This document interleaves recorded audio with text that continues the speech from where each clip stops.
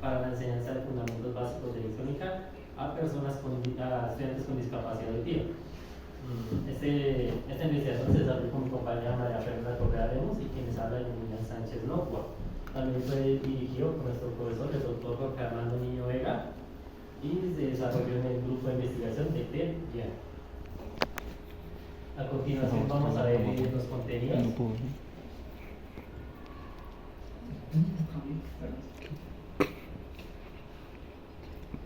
Vamos a ver los contenidos, que es el planteamiento del problema, los objetivos del proyecto, el marco referencial, la metodología, los resultados y la discusión y por último las conclusiones.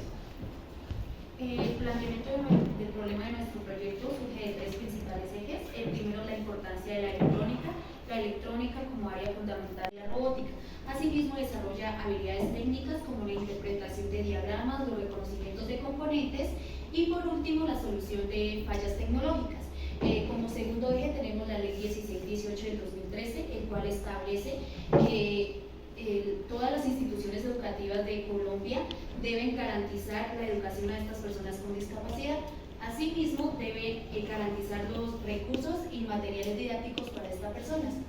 Sin embargo, pues en la práctica no se ve. Y por último tenemos la falta de procesos inclusivos, sobre todo en la ciudad de Uitama, donde un solo colegio atiende a esta población. También encontramos que los docentes no están preparados para atender a este tipo de población y tampoco encontramos materiales y recursos adecuados para las personas con discapacidad. Gracias a esto se genera la siguiente pregunta, y es ¿cómo desarrollar un recurso educativo digital para la enseñanza de fundamentos básicos de electrónica a estudiantes con discapacidad auditiva?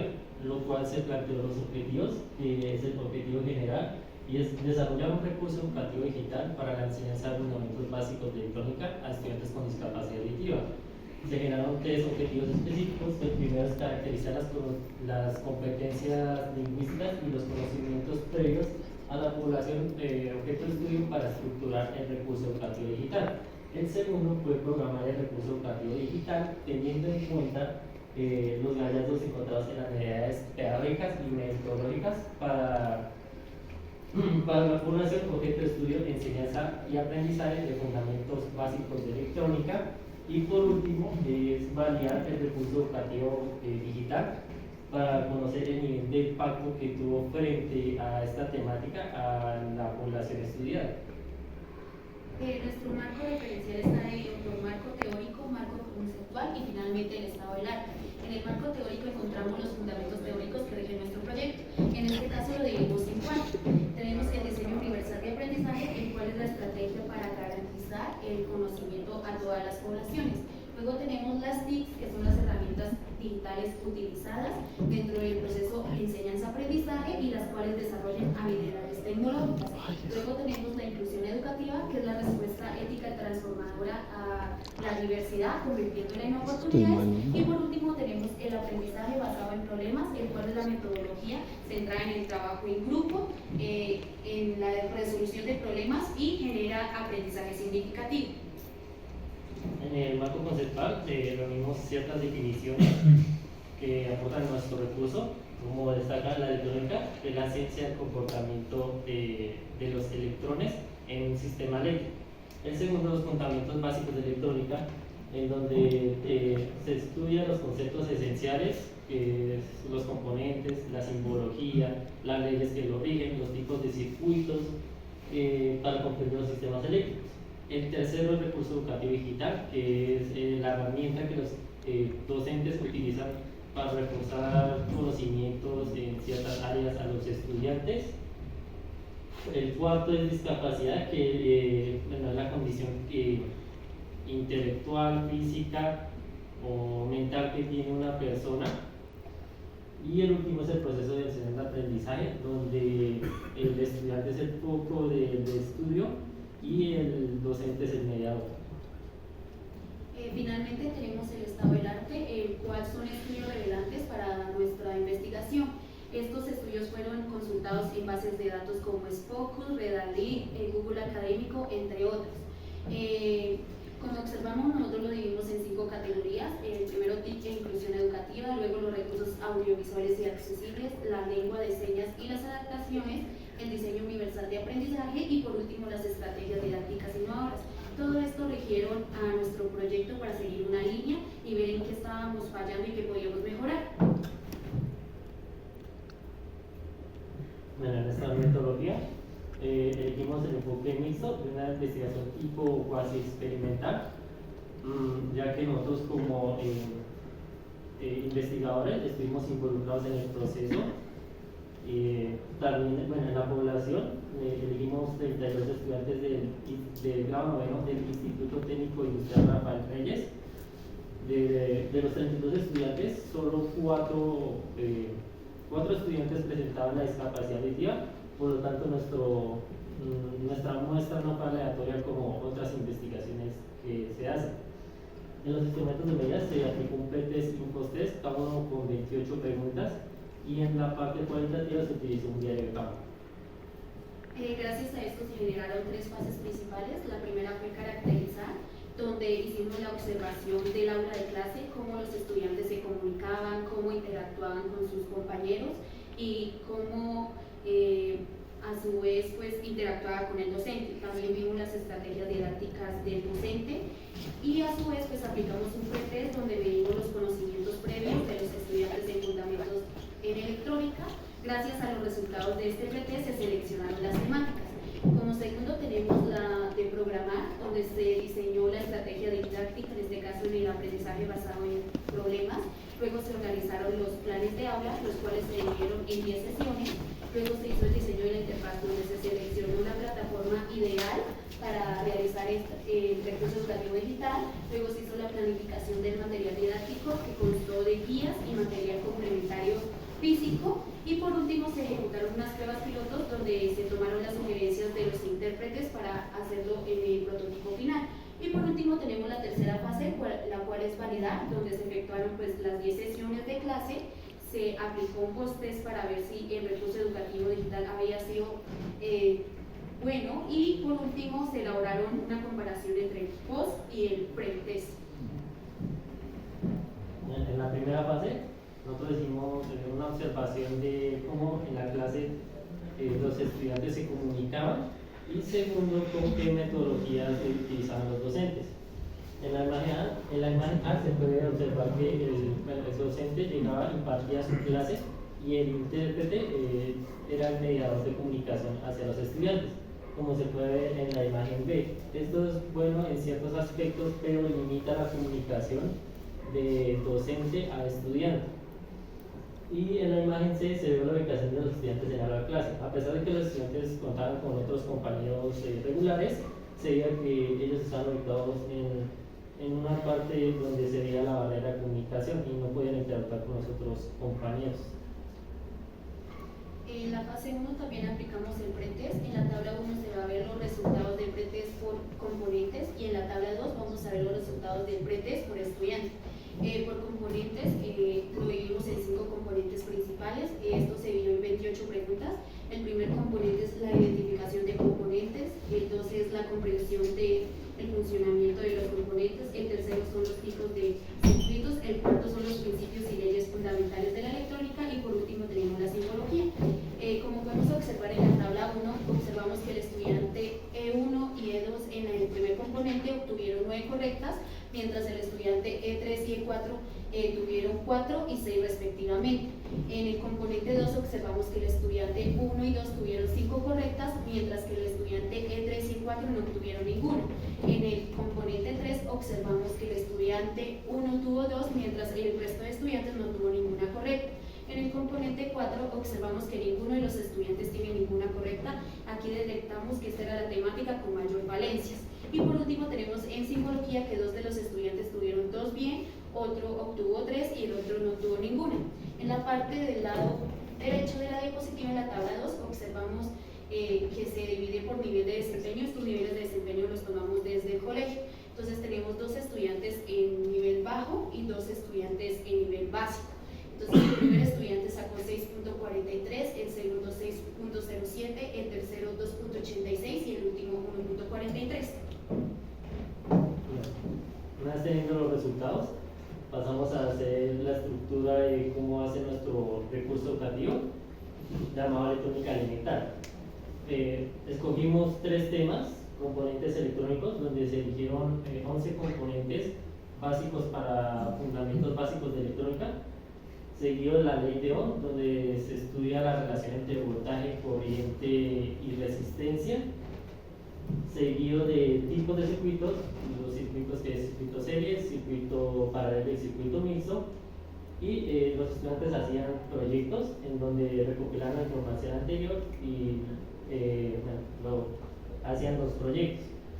Y todo eso, los estudiantes nos daban las soluciones y los subían a un foro que nosotros tenemos ahí, donde tenemos las evidencias de los resultados de los estudiantes.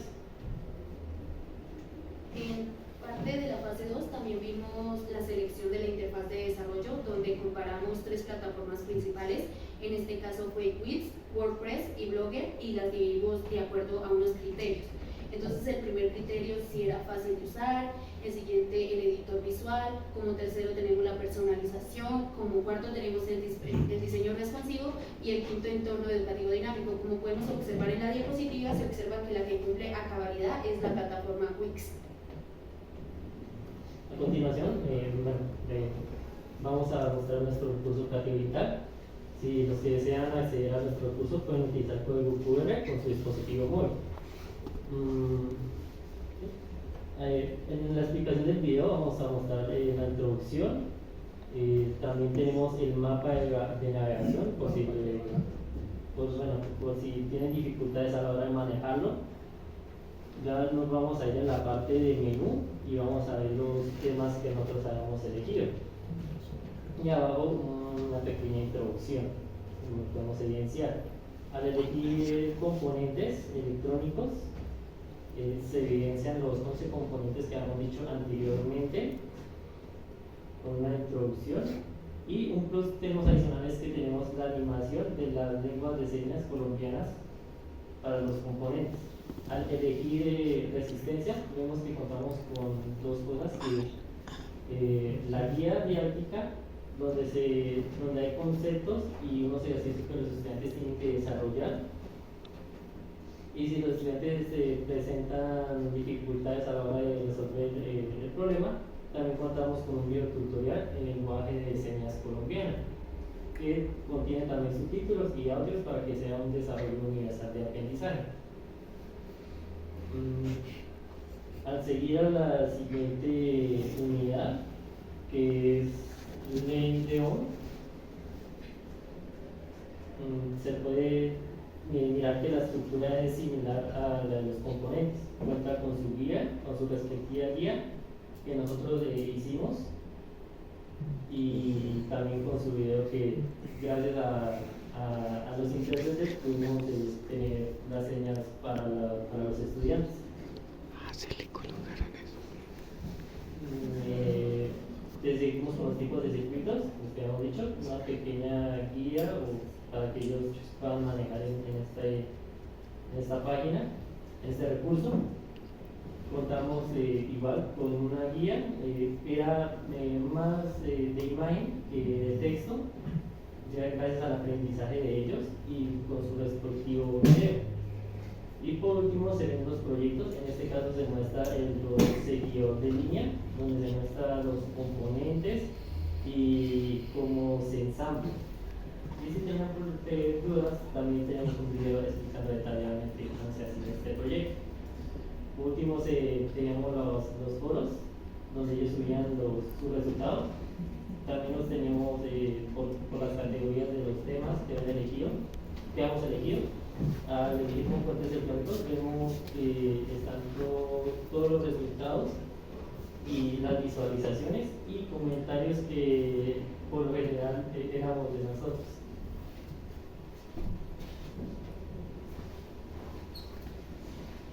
Como parte de la fase 2 también está la elaboración de materiales didácticos y recursos complementarios, donde observamos en la imagen A la lengua de señas colombiana que nosotros utilizábamos para describir el elemento.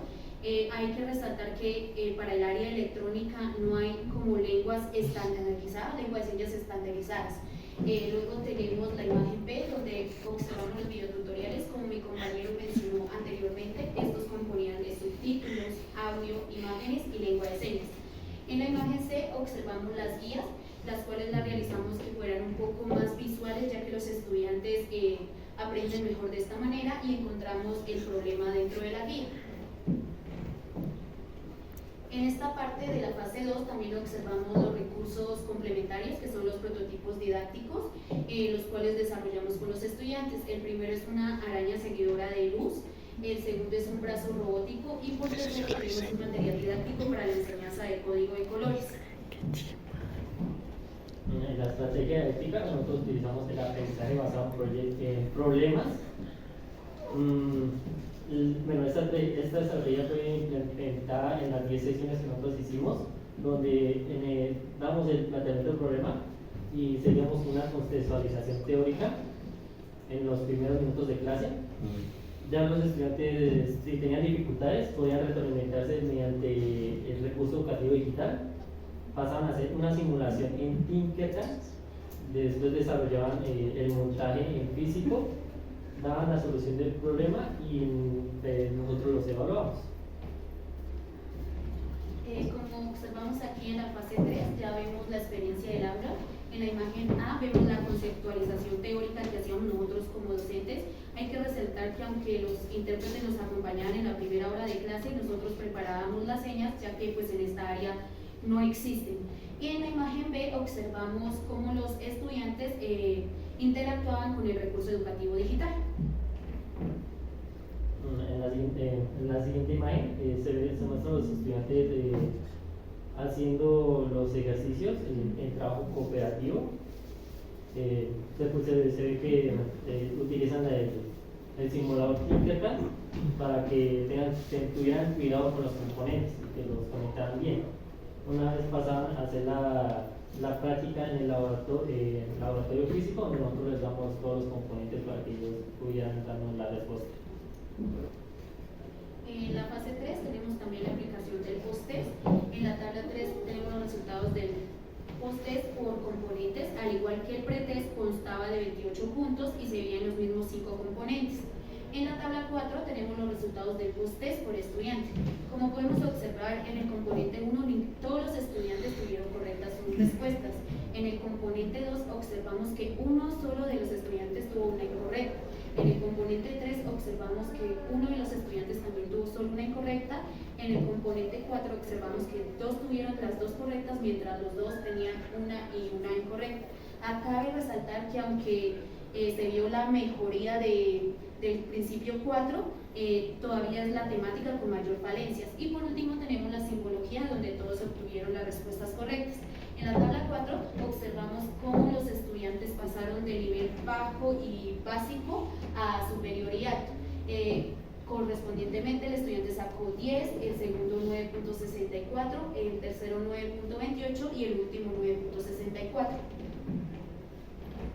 Al comparar los resultados del pretest y el posttest, vemos que en el estudiante 3 y en el estudiante 4 al inicio tenían unos puntajes muy bajos según las valoraciones del colegio, que era de 0 a 10. Pero al hacer la intervención y hacer el post-test, vemos que los estudiantes tuvieron una puntuación muy alta. Y como se puede evidenciar que en el estudiante 1 tuvo una puntuación perfecta, lo cual los estudiantes pasaron de un nivel bajo y básico a tener un nivel alto y superior. Como parte de la fase 3, pues también hicimos el método por observación. Este se realizó a través de un diario de campo, donde se anotaban las percepciones que nosotros teníamos como docentes del comportamiento de los estudiantes y cómo se desarrollaba en el aula de clase. Entonces, en un inicio los estudiantes eran como muy reacios, como que no les interesaba la temática, porque no era muy llamativa. Poco a poco, a lo que fuimos avanzando dentro de las intervenciones y acoplando la estrategia, los estudiantes tomaron interés, ellos mismos propusieron los últimos proyectos. Gracias a que el recurso educativo estaba diseñado de acuerdo a las necesidades de los estudiantes, pues se obtuvo una percepción positiva. Y gracias a la reunión de todo esto, nosotros como docentes y ellos participamos en la muestra estudiantil de tecnología, innovación y emprendimiento con un robot seguidor de línea llamado Águilas Doradas. Para saber si nuestro recurso educativo digital tuvo relevancia, utilizamos el factor de Hay, en el cual mide la ganancia significativa de aprendizaje entre niveles, baja, media y alta. Al hacer el promedio de los resultados de los estudiantes y aplicando la fórmula, obtuvimos un puntaje de 0.98, lo cual es una ganancia significativa alta del recurso educativo digital hacia los estudiantes. A manera de discusión, podemos observar que el recurso educativo digital mejoró significativamente el aprendizaje de los estudiantes y con las herramientas y con las diferentes herramientas que nosotros implementamos bajo el diseño universal de aprendizaje. También, pero también hay desafíos de que los intérpretes en las intervenciones no estaban acompañándonos todo el tiempo, ya que ellos tenían que estar con otros estudiantes en otros salones. La demanda es mucha, ya que en Duitama solo están ubicados en el colegio, el Instituto Técnico Rafael Reyes. También lo que dijo mi compañera, el otro desafío fue buscar las lenguas de señas colombianas, ya que no están estipuladas correctamente y los docentes, los intérpretes solo hacían neologismos para que los estudiantes comprendieran los temas. Y se sugiere que haya más plataformas, no solo depender de Wix, para hacer estos recursos educativos digitales. Por último tenemos las conclusiones. Como primera conclusión tenemos que el desarrollo del recurso educativo digital se hizo accesible ya que integramos videos, imágenes, textos de acuerdo a las necesidades de los estudiantes. Como segunda conclusión, pues está que escogimos Wix por la adaptabilidad y la personalización. También tenemos como conclusión el interés que mostraron los estudiantes gracias a la estrategia didáctica de aprendizaje basado en problemas, lo que fomentó pues un trabajo en equipo y la experimentación con circuitos. Al trabajo futuro nosotros queremos realizar como más adaptabilidad de este recurso educativo digital para que sea accesible en diferentes contextos, porque lo mismo que nosotros ponemos en práctica aquí puede ser que no funcione en otro colegio. Logros alcanzados, como ha dicho mi compañera, los estudiantes participaron en un curso seguido de línea en la modalidad analógica del año pasado, lo cual ellos tuvieron una mención honorífica a ser los primeros estudiantes con discapacidad en concursar. También está en proceso una publicación de un artículo en la Gaceta Médica de Caracas. Ya la aprobaron, solo falta que en el transcurso de este mes hagan la publicación. Y también estuvimos involucrados en actividades de los seminarios de investigación de CTEM y GEA. Aquí podemos observar todas las referencias que utilizamos dentro del libro y dentro de nuestra exposición. Muchas gracias. Vamos a dar paso a las preguntas inicialmente por parte del jurado, después por parte de los asistentes y finalmente pues, las intervenciones por parte del director del curso.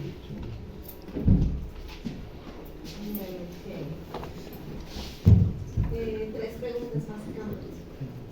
La primera, ¿por qué nosotros hablamos de un recurso didáctico y no de una herramienta didáctica? ¿Por qué la pensaron como recurso y no como herramienta? Recursos porque integramos diferentes recursos como videos, audios, subtítulos, guías, imágenes. Entonces es mucha cantidad de elementos para llamarlo solo herramienta. Es un recurso porque se agregan muchos elementos. ¿Okay? La siguiente, ¿cuál fue la estructura metodológica que utilizaron para las guías didácticas? En la estructura metodológica se utilizó el holístico, ya que se centra en dos métodos, que es el tradicional y el constructivista, pero un plus que tiene este método es que no solo evalúa a los estudiantes como simples datos, sino como personas también. Pero estoy hablando de las guías. Las guías que ustedes colocaron Sí. en el recurso didáctico, cuando ustedes construyeron las guías, ¿cuál fue la metodología que utilizaron para construir esas guías? La metodología surgió a partir de la observación de los estudiantes. Observamos que los estudiantes son mucho más visuales que pues de la parte parte escrita. Entonces nosotros diseñamos las guías de acuerdo a esto. Entonces muy poquito texto y más imágenes, porque los estudiantes aprendían más a través de imágenes y práctica. Entonces gracias a esto pues pusimos, la primera parte era la teorización, la volvimos más gráfica, luego pusimos la parte de simulación porque los estudiantes también observamos que son muy prácticos y por último pues ya los estudiantes ya conociendo cómo se debe poner los elementos, cómo van los elementos, sus partes, hacían su práctica física. O sea que la metodología fue construcción de ustedes según la necesidad. Según la necesidad, sí señora. Y la última, cuando ustedes hablan de una estrategia de aprendizaje basada en proyectos, en problemas, si esa es la estrategia, ¿cuáles fueron las técnicas didácticas que alimentaron esa estrategia?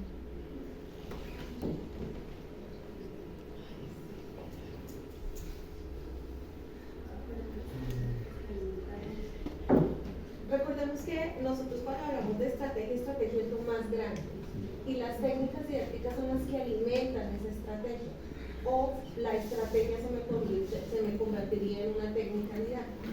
Sí, acuérdense que la estrategia es grande en el entendido o en la definición en el que perdura en el tiempo, es extensa, es profunda y necesita de otras didácticas para poderse alimentar. Sí, hasta ahí está. Entonces, si esa es la estrategia, que es lo grande, ¿con qué didácticas fue alimentada esa estrategia?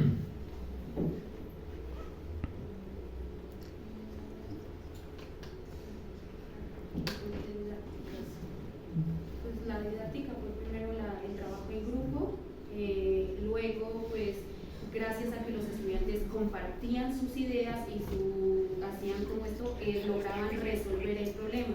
Entonces primero los estudiantes, como mostramos en la estrategia didáctica, hacían una conceptualización teórica y luego ya sí iban a la práctica. Algunos estudiantes ya como conocían la teoría se iban directamente a la práctica.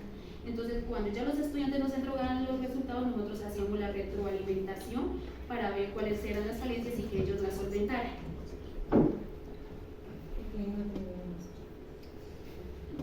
Bueno, pues primero felicitarlos por el reto. No es fácil lo que se propusieron y pues gracias a Dios lo lograron. Si les hablan de, pues se trabajó un enfoque mixto donde yo tengo lo cual por lo cuantitativo me hablan de un diseño cuasi experimental. Quiero que por favor me hablen sobre ese diseño. ¿Por qué lo tomaron? ¿Por qué hicieron uso de ese diseño cuasi experimental? Ya que digamos, en el transcurso de las intervenciones nosotros hacíamos pruebas acerca del recurso educativo digital.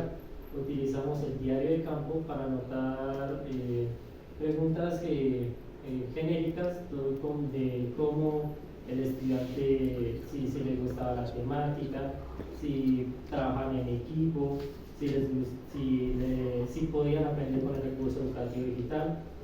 Y con base a ese diario de campo nosotros adecuamos más el recurso educativo digital. Por eso es que nosotros estuvimos interviniendo en las sesiones.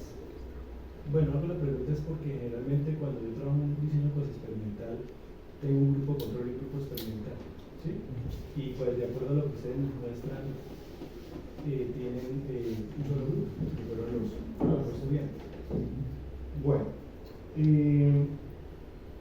¿qué dificultades encontraron al desarrollar el recurso educativo digital y cómo fueron superadas? La principal fue encontrar las lenguas de señas adecuadas para nuestra área, ya que pues como observamos en nuestra área, sobre todo en tecnología, no hay señas estipuladas. Entonces nos tocó hacer una amplia investigación para saber qué señas podíamos implementar y que relacionaran a los estudiantes con los diferentes elementos, por ejemplo con el transistor, que es. El otro reto que encontramos fue que obviamente al que ellos son sordos, la barrera comunicacional es muy alta y las fuimos superando poco a poco dentro de las intervenciones uno va aprendiendo a conocer a sus estudiantes y entonces uno ya les conoce cuando están tristes, cuando están bien, cuando están mal. Entonces poco a poco a lo que uno va estando en el proceso con ellos se da cuenta cómo ellos también gesticulan, porque es que ellos tienen su lenguaje entre ellos mismos, que no está como estipulado. También lo que ha hecho anteriormente, los intérpretes no estaban en toda la sesión de clase, ellos estaban en la primera hora y en la segunda hora nosotros quedamos con ellos nada más, sí, solo. Entonces, a pesar de que nosotros contábamos con cursos que nos proporcionaban aquí la UPTC, obviamente no teníamos el nivel para comunicarnos con ellos. Pero gracias, o sea, utilizamos el intérprete bien.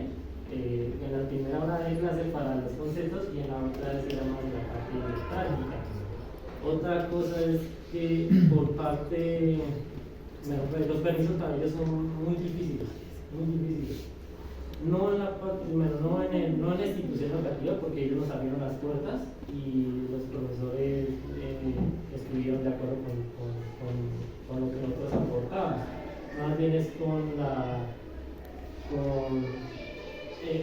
donde ellos están vinculados, que es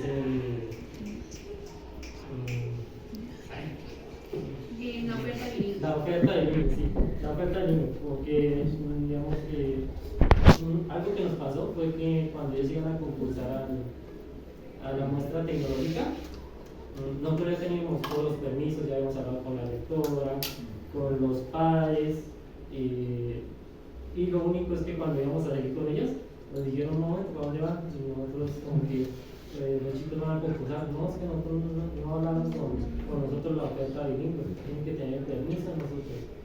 Y eso que está a una cuadra, ni una cuadra, es pasando la calle para entrar ahí. Y también y pues nos molestaba mucho porque decían que qué especialista va a acompañarlos, porque si ellos tienen que comunicarse, nosotros no se tienen que comunicar directamente con los jurados, nosotros ellos tienen que concursar. Y también nos molestaba mucho, ellos tienen una ruta específica que tienen ahí en el colegio, y decían que tenían que estar a esa hora, o si no la ruta se iba, y los estudiantes que hacíamos con ellos. Otra dificultad que encontramos es que como nosotros aplicamos nuestro estudio en el último periodo, entonces muchas veces habían permisos en esos días específicos o tenían, como les digo, clase con la oferta bilingüe. Entonces nosotros teníamos que adecuar los planes de aula al espacio que ellos nos proporcionaban. Bueno, finalmente, cuando tenemos la parte cuantitativa de los instrumentos, ¿cómo hicieron ustedes para determinar la confiabilidad del sistema que utilizar?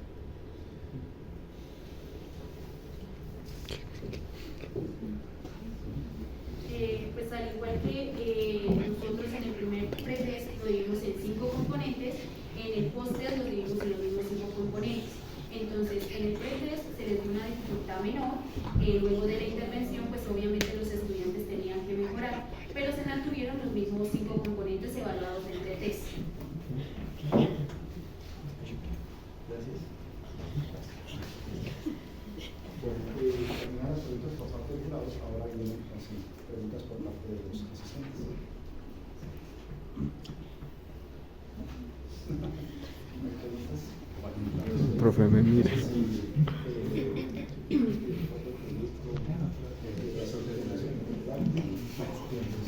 Gracias, maestro, a los estudiantes por la presentación del proyecto, un trabajo muy interesante y me deja satisfecho como director de uno de los grupos de investigación ver que la impronta y el sello que se pretende implementar desde el grupo en cuanto al quehacer investigativo pues se ha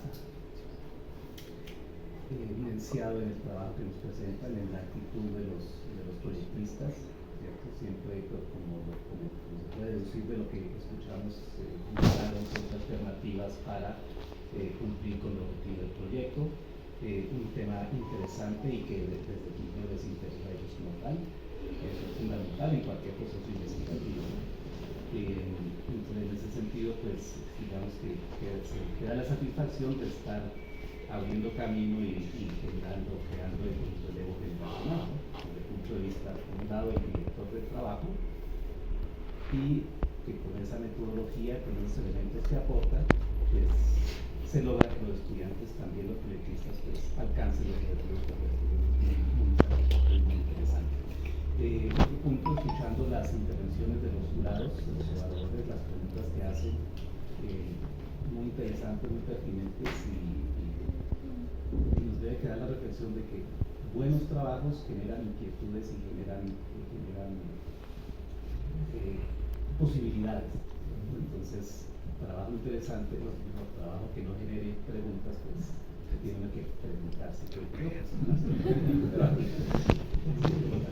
Y me dejó pensando las preguntas del profesor David en cuanto a la parte de estadística, la parte propiamente del diseño del descubrimiento, la parte cuantitativa. Y efectivamente yo creo que es el momento para la escuela como tal, para el programa, ya que se está en proceso de una reforma curricular, el integrar alguna actividad curricular donde se estudien los elementos básicos de estadística, de una estadística que no solo es necesaria en investigación, fundamental para la investigación, pero también para las demás áreas, incluso para la vida diaria de las personas en general. Entonces, sí, porque la mayoría de preguntas pues corresponde a esa parte estadística que no se ve, que no se estudia como tal, algunos compañeros no lo estudiaron en su pregrado, y que por más que se quiera suplir esa falencia a través de un proyecto, pues no.